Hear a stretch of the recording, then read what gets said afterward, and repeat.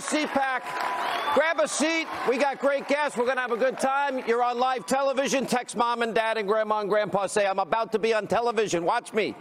Anyway, welcome to CPAC, all of you at home. We're broadcasting from CPAC 2018. We're in National Harbor. We're in Maryland. A lot of breaking news tonight. Chairman Devin Nunes and the House Intelligence Committee, they launched now phase 2 of their investigation into the phony, unverified, Russian-sourced, right, Clinton bought and paid for dossier. Of course, that was used to influence the election. Also, Sarah Carter's here tonight. We have more breaking news. The FBI informant that uncovered Russian bribery and kickbacks and money laundering and racketeering, that scheme on Uranium One, well, they're now demanding that the DOJ launch an investigation into deep state leaks meant to disparage the informant's character. We have a great lineup of guests that will join us on stage. Dr. Sebastian Gorka is here. Dan Bongino is here tonight. Byron York, Greg Jarrett, Tommy Lahren, Charlie Kirk, Kayleigh McEnany. Wow. Also tonight, we have a special tribute to the Reverend Billy Graham, who sadly passed away today, the conscience of a nation at the age of 99. And later tonight, President Trump holds a historic meeting at the White House to talk about how to prevent mass shootings, how to protect our students, our teachers. Very powerful, very emotional day today at the White House. We have the highlights. But first, it has been 1 year since we were last right here at CPAC. A lot has happened with President Trump now in office. There's a long list of accomplishments, massive tax cuts, booming economy, and then, of course, you have all the destroy Trump forces in this country. They will stop at nothing because they want to topple this president. Now those forces tonight right here at CPAC will be exposed because, like we have been saying, 2018 is the year of the boomerang.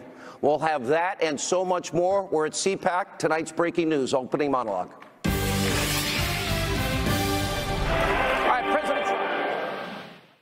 On this stage at CPAC on Friday. You all happy to see the president? He's coming to see you? All right. He has a lot of accomplishments to talk about. And now, of course, these are all things that the Destroy Trump media never reports on because it doesn't fit their narrative. They are singularly focused on one thing, and it's not the truth. It's not evidence. It's not facts. It's about how to tear down this president by any means necessary. Now, that's why they'll never tell you that under President Trump, this is 1 year. Unemployment in America, 17-year low.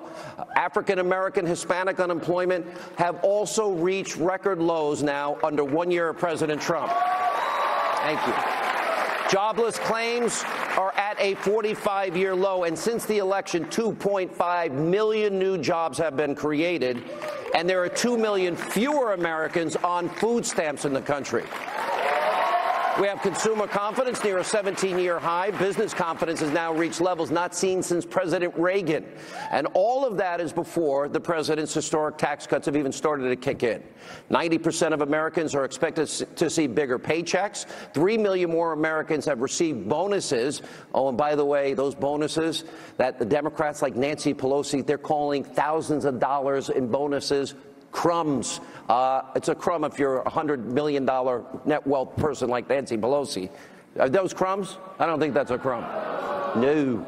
All right, also, on the economy, President Trump is reversing what was a precipitous decline that we witnessed under 8 disastrous years of failed Obama policies. President Trump is cutting regulation at a historic rate. We're eliminating 16 for every new regulation enacted. Look what it's done for the energy sector alone.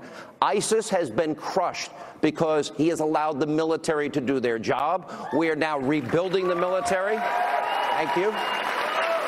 And the president's demanding that the border wall be built in any immigration legislation.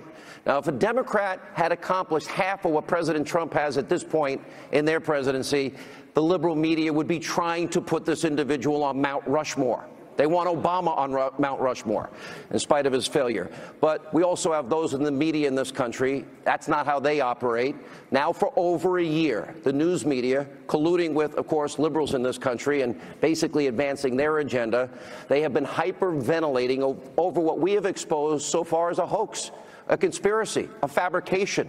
And that is, they created about Donald Trump and Trump-Russia collusion, even though the media knows there's no evidence to prove any of this is true after nearly 18 months.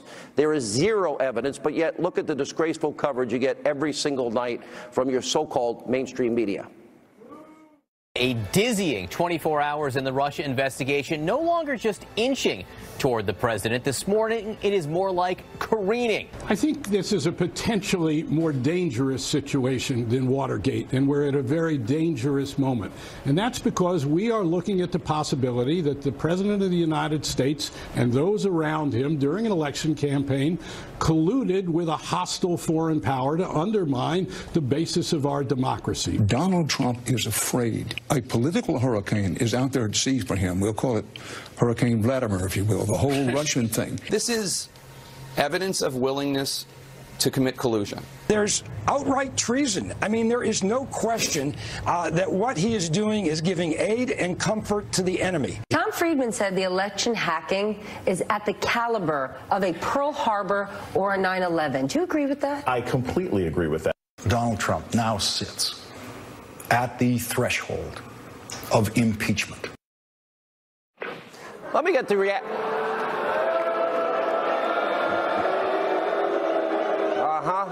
It just shows you the people in the media are nothing but liars and frauds.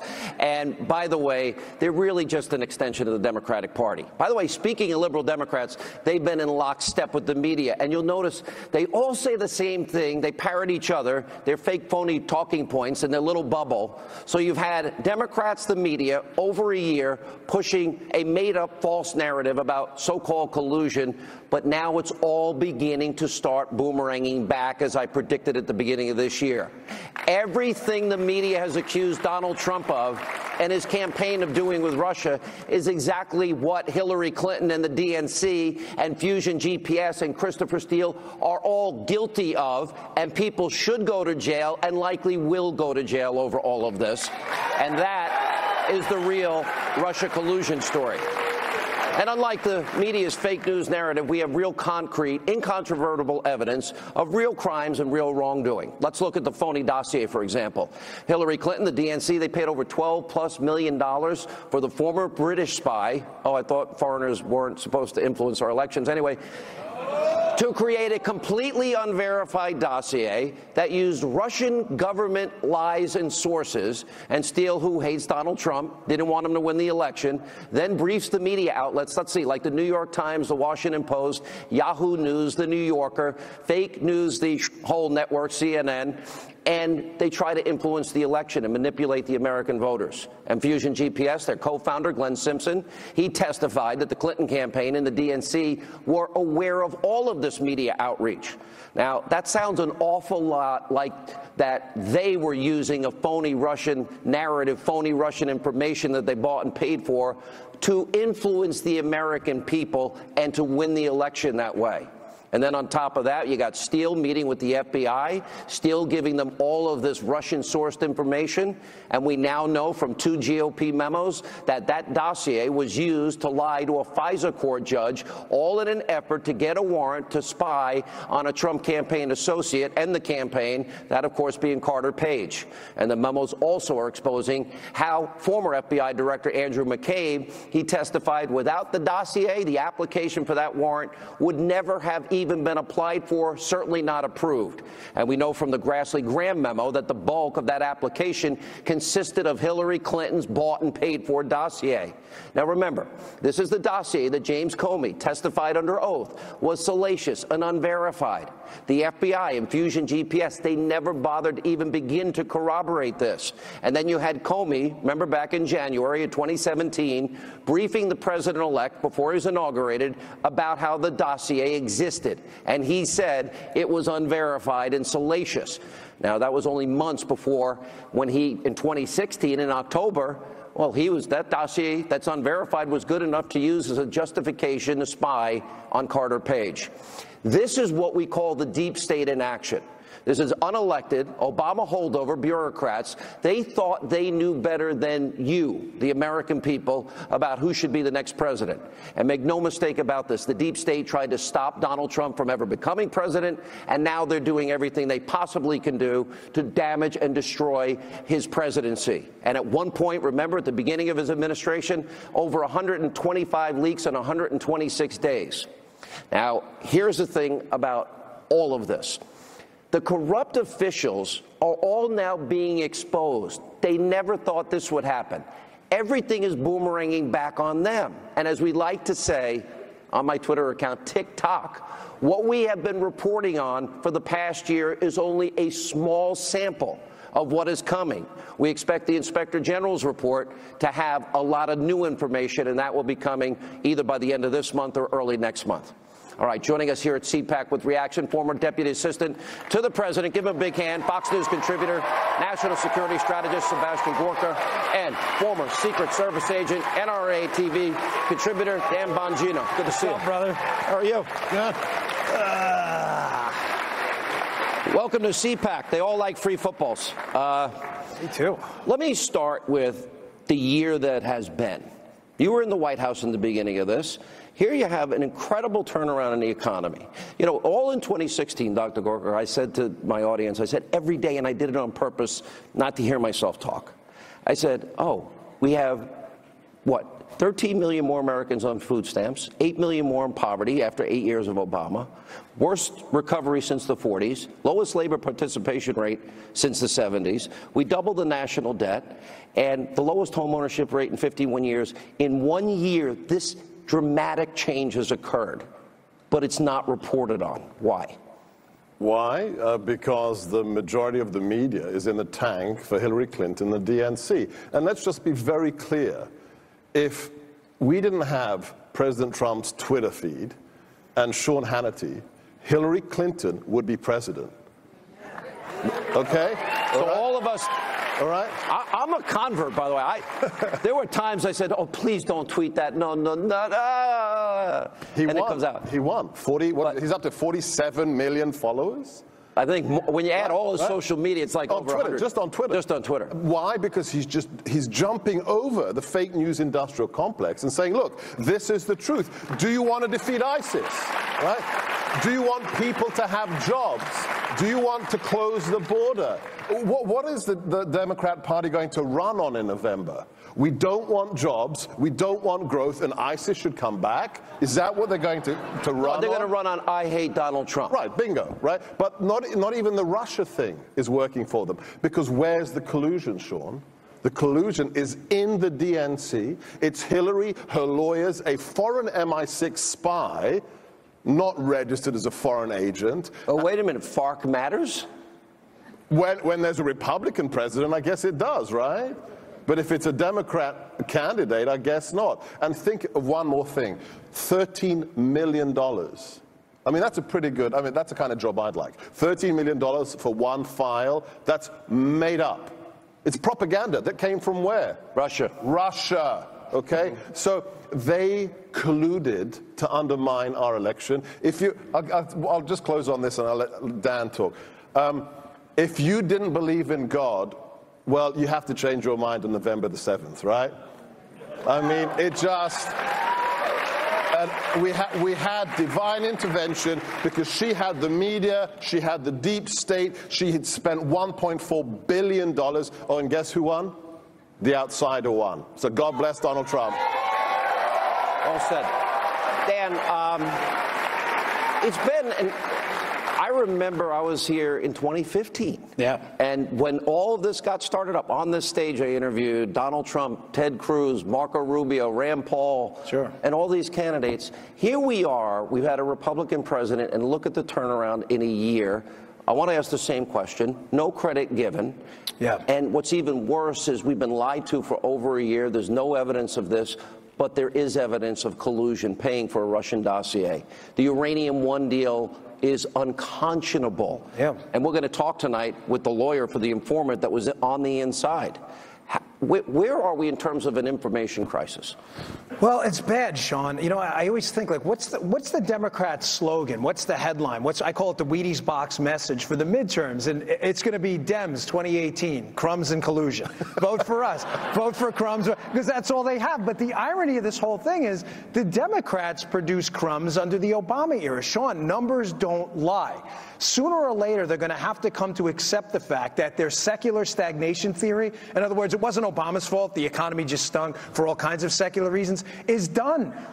It's 1 year in office, and we've had 3 quarters now of 3% growth. Obama never hit it at all. The numbers don't lie. The Obamaites and the Obama files are eventually going to have to reconcile that. And on the collusion front, collusion's real. Don't anybody in this room think Russian collusion didn't happen. It just didn't happen with the Trump team. There's absolutely no question right now that Hillary Clinton dealt with a foreign agent in Christopher Steele. He's British. He's not from the United States, who in turn dealt with Russian sources. And I'm telling you, you know the tick-tock on this one. There is a lot more to come about Steele's interactions with the Russians that you don't know about that will deeply disturb even a lot of the most skeptical people in the room. This is the thing that I'm trying to understand here. To me, this is the biggest story that the media has missed in their lifetime. If you have a presidential candidate, and we're supposed to care that the Russians are trying to influence the election, and then one candidate pays for Russian lies, and then it's used to get a FISA warrant, but they don't tell the FISA judge that Hillary Clinton bought and paid for it. There's a footnote that says, well, it might have some political tainting. It wasn't political tainting. So that happens in October. In January, Comey is telling the president-elect it's salacious and unverified, but they're telling a FISA court in October that it's good enough to get a warrant to spy on a member associate of the campaign. Right. Look, the bottom line here is there's a reason that since 1776 we did not create an internal political police force. America doesn't have an MI5. We don't have a secret police that spies on Americans. If you have proof, if you have probable cause that somebody's doing something, you have to go to a special secret court and say, look, this is pretty incontrovertible that something suspicious is going on here, and we will allow you temporarily to spy on an American. Well, what happened? We now know that happened illegally. How did that happen? The highest people in the FBI and the DOJ signed off on that warrant application. We have had 9 people in just the last 2 months be retired, moved to other positions, or fired. Actually, it's even higher than 9. I think we're up to 12. All right, that's even worse. But how does Peter Strzok and Lisa Page still have a job? How is Bruce Orr still allowed in the building? These are people, I'm sure this audience is aware of what they've done. I refused to use the phrase deep state until about 3 months ago. Did you really? Why? Because I felt it was a little bit tinfoil hatty, right? It was a little bit too conspiracy. So you thought I was a little tinfoil hatty? Is that what you're saying? No, when I saw the text messages come out, when you built it up on your monologues, I pray one day that the text of your monologues for the last 4 months will be used in a court of law to send people to jail. If we have equal justice under the law, there will be people, a lot of them, that go to jail. True or false? I think so, and I think the next shoe to drop in this, Sean, is going to be where those 302s change. Now, what are 302s? 302s are, when I was in the Secret Service, when you went out... This is important. What Dan Bongino's saying here is pay very close attention, and you'll say, I was there when. When you heard it. Because this is going to come out. When I was in the Secret Service, after you did an interview, you didn't have to fill out an official formal form. You just type it up on a Word document. The FBI has a form called the 302. That information on Mike Flynn and on the interviews of Hillary Clinton, there were 302s there. The big question's going to be, were those 302s changed? Because if the FBI agents in that room, and I know who both of them were, who interviewed Mike Flynn, both came out of there, or one of them at least came out of there with the opinion that Mike Flynn did not lie to them in that interview, someone's going to have a whole lot of... What has happened to General Flynn is nothing short of a national disgrace. It was horrible. What they have done to him, horrible. surveillance, unmasking, no minimization, and then, of course, leaking raw intelligence. The Logan Act, the jaywalking of federal. It's not even jaywalking. People have been arrested for jaywalking. Yeah. No one's ever been prosecuted for the Logan Act. You guys are great patriots. Great to see you at CPAC. We'll catch up. Thanks, sir. Give a big hand for these guys. Thank you. All right, when we come back, Congressman Devin Nunes, he's willing to subpoena high-ranking Obama administration officials if they don't answer questions about the phony dossier. Byron York, Greg Jarrett, continue from CPAC.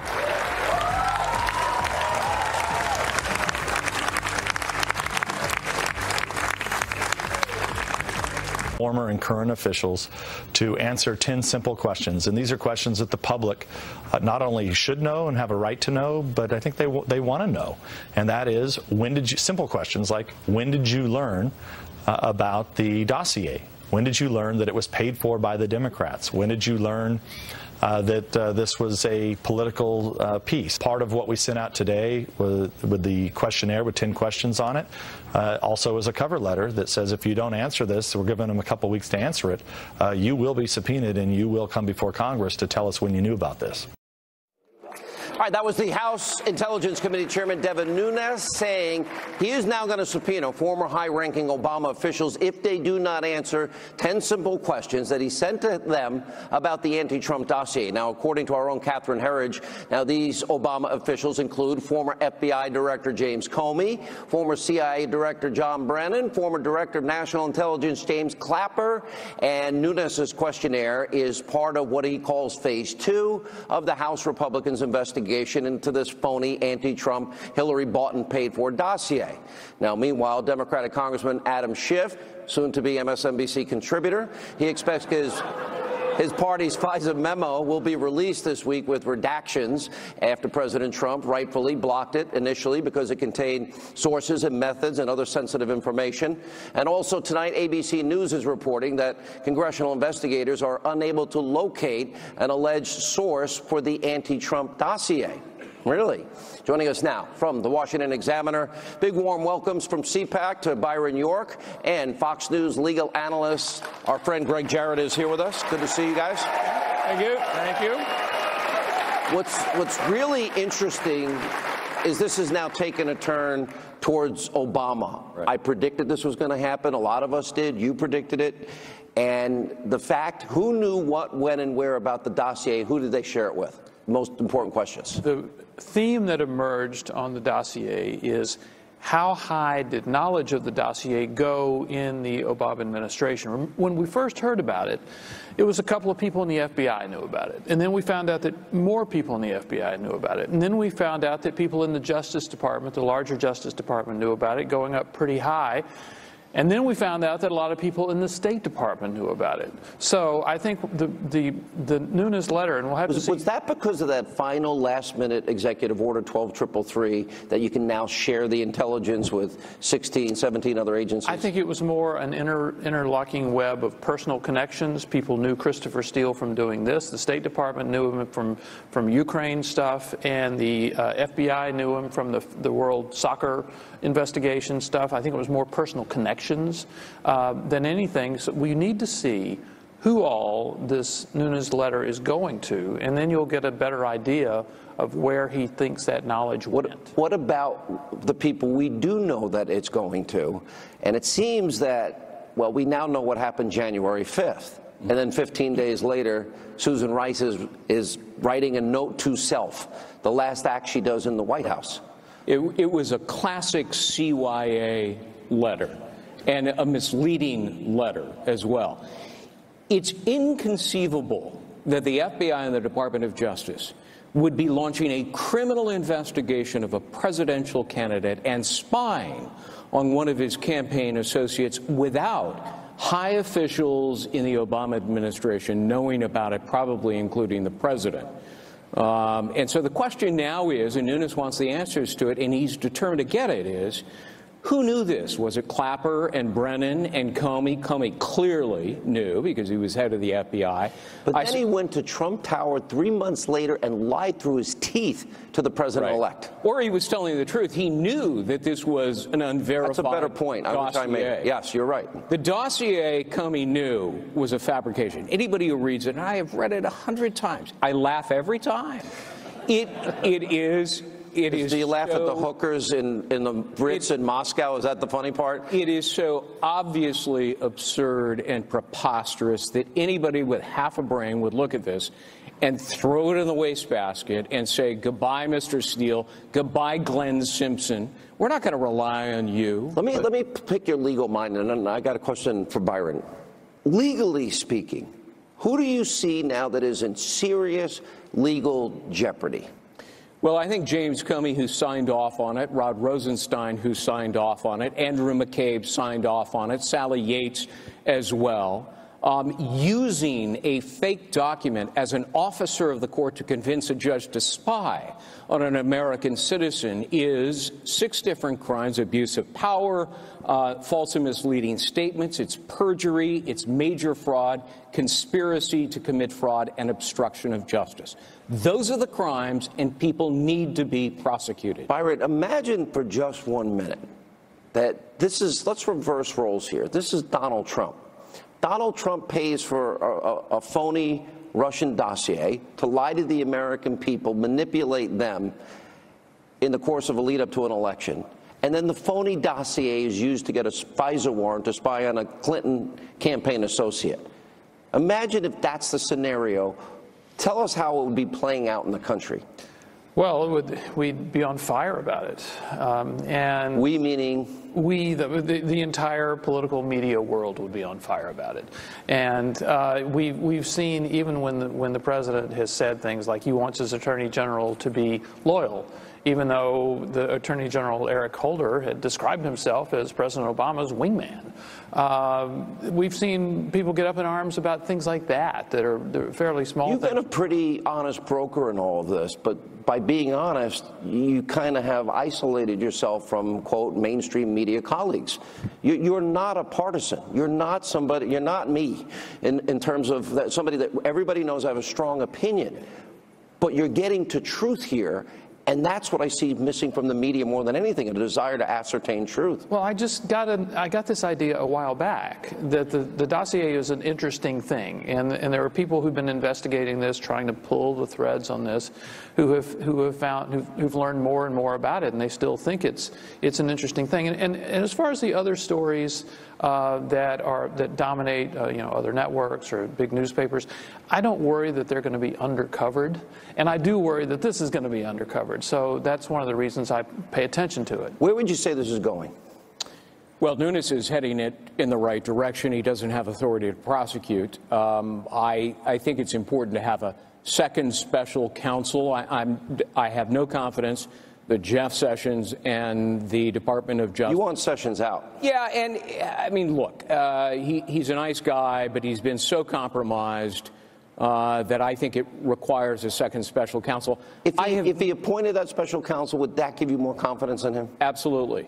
Absolutely. And he has the authority to do that. He hasn't recused himself from that aspect of the case. Well, he didn't recuse himself from Uranium One. Right. And we saw now that is back in play. And What's interesting is that 2 months ago, behind closed doors, the deputy director of the FBI, Andrew McCabe, according to Fox News and their sources, told Congress that after all of this time, we still haven't been able to substantiate a single thing in that dossier except that Carter Page flew to Moscow and gave a speech, which is not a crime. And by the way, so did Bill Clinton. Was public information, which was clearly gleaned from the public venue by the guy who compiled the dossier, Christopher Steele, and then used knowingly for political purposes by people like the Hillary Clinton campaign, Glenn Simpson of Fusion GPS, and others.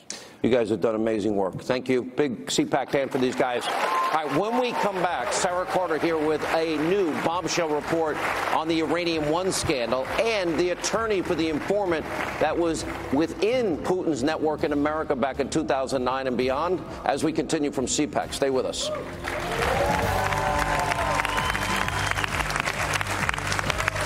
Two unique crossovers. Hi, welcome back to Hannity. We're live. We're at CPAC 2018. How y'all doing? Having fun, I hope? All right. Welcome, John Solomon, Sarah Carter, Victoria Tunsing. Sarah has another breaking news story out tonight. This about the Uranium One scandal that the rest of the media is ignoring.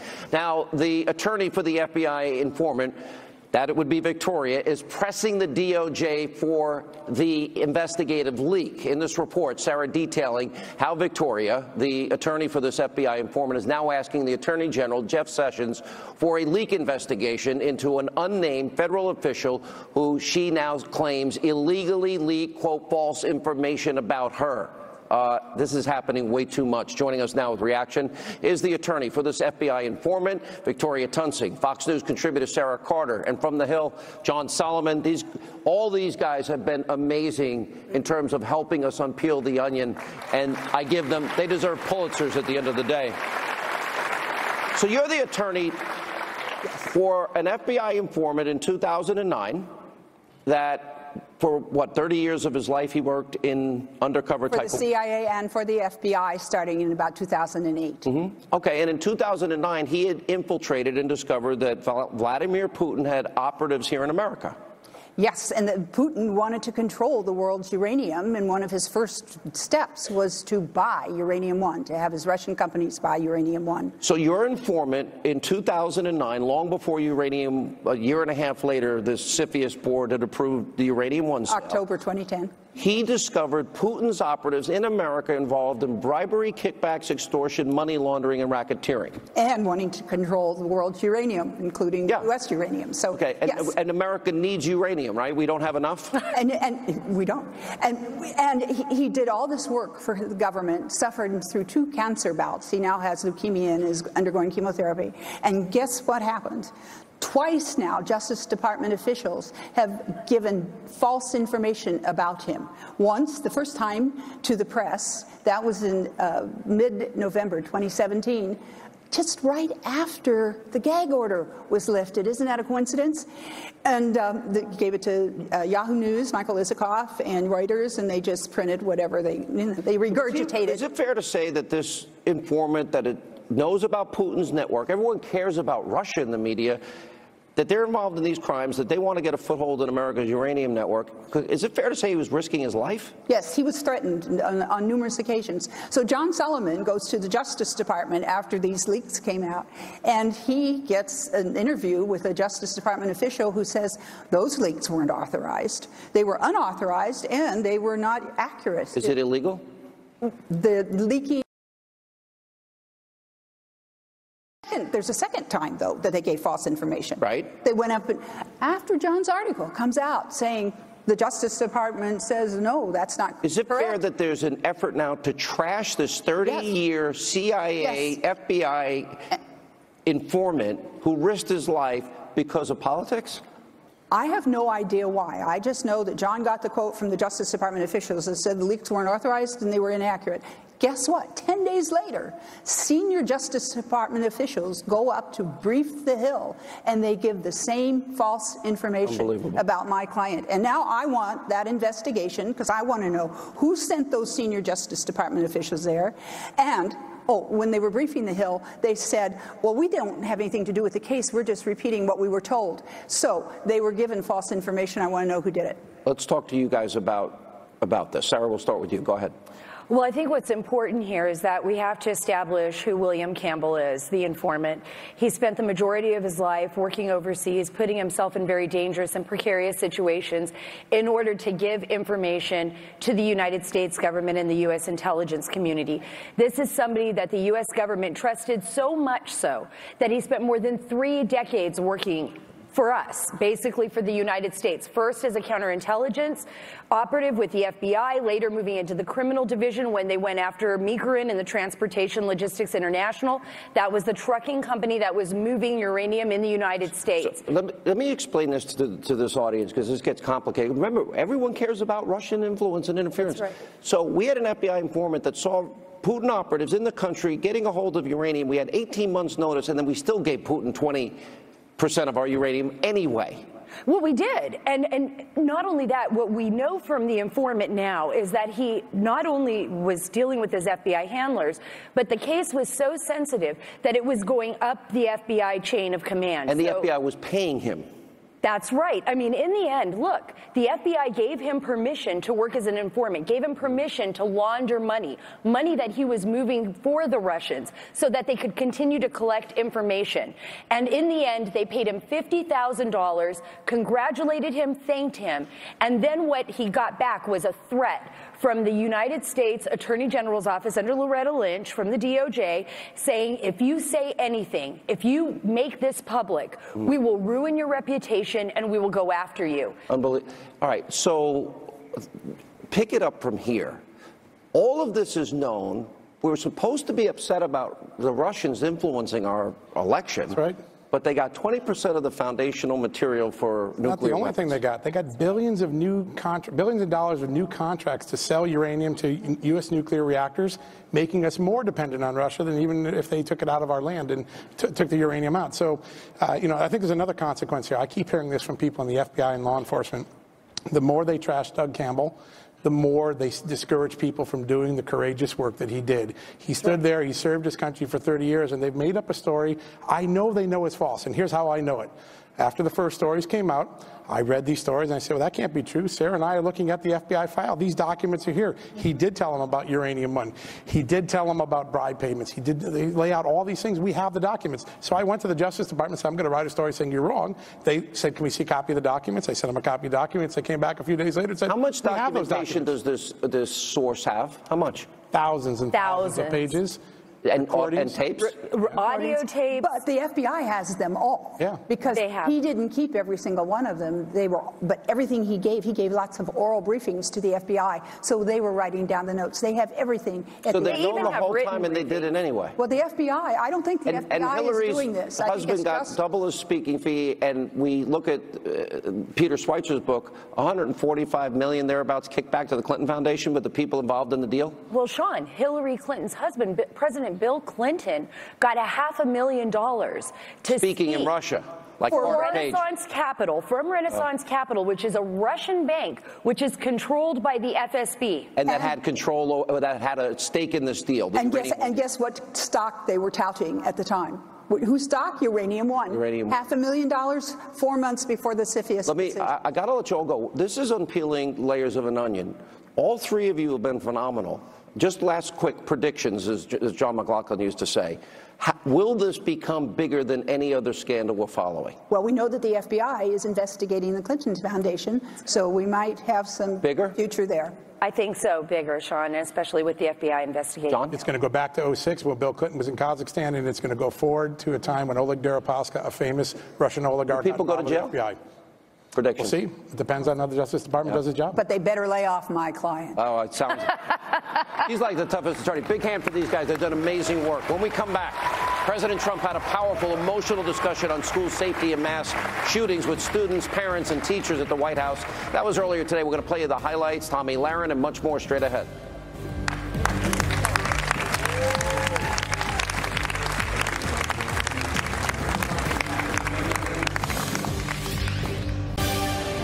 We're going to be very strong on background checks. We're going to be doing very strong background checks, very strong emphasis on the mental health of somebody, and we are going to do plenty of other things. It's been going on too long, too many instances, and we're going to get it done.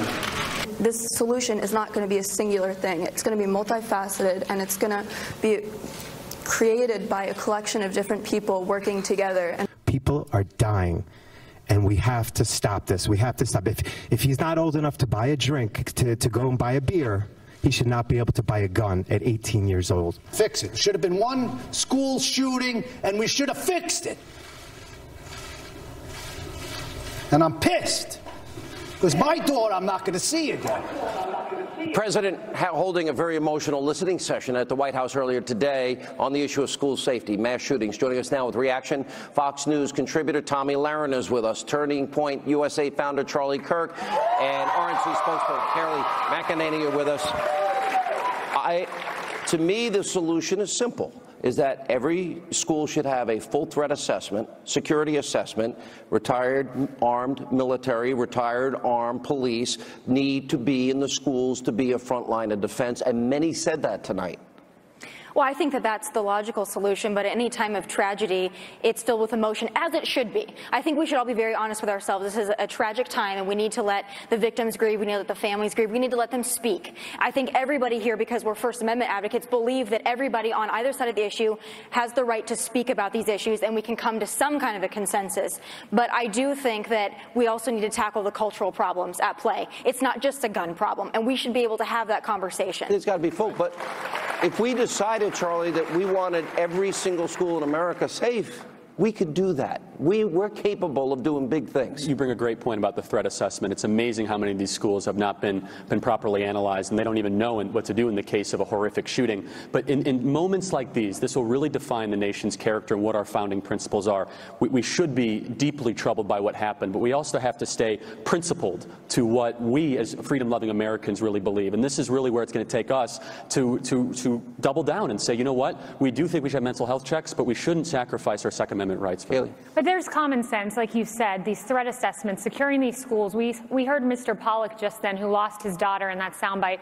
He said, when 9/11 happened, guess what? We secured our airports. It should have only taken one of these, not several. And I just want to point out Daryl Scott. I sit on the board of Rachel's Challenge. Yeah. He lost his daughter, Rachel, in the Columbine massacre. He's been working on solutions for 20 years. And when Tomi talks about a cultural change, she's spot on there, because we've lost this sense of connection with one another, respect for your fellow student, your classmate is your friend. That needs to be implemented more than anything. Have you ever gone to dinner? I mean, you're right. We sit there, everyone around the whole table is this. It's right. crazy, Exactly. right? It's an awareness issue. Beyond that as well, whether we're talking about terrorism, we're talking about school shootings, safety in general, it's an awareness issue. Like you mentioned, people are buried in their phones, they're not paying attention, they're taking pictures, they're on Instagram, they're not seeing what's around them, and that leads to less safety in our schools, in our airports, in our malls, on the streets. It's so easy. If we wanted to do it, we do it. That's right. And you could take the guns away, which I don't think is a good idea, and it's a near impossibility. But you can't take the evil away, which is what the culture issue is all about. Well said. And be very